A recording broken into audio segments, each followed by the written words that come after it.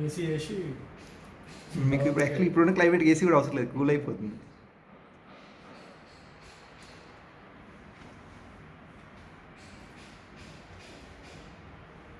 మీకు already difference కొంచెం అర్థమై ఉండొచ్చు.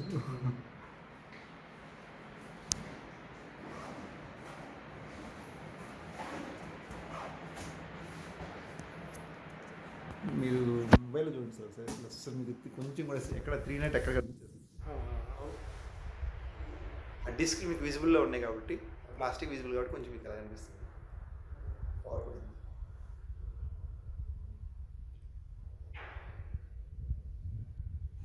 లైట్ యాక్చువల్లీ వేరే తీసుకోవాల్సిందే కావాలంటే కూల్ పెట్టి మారుద్దాం, ఏం ప్రాబ్లం. మారుద్దాం నైట్లో చూడాలి.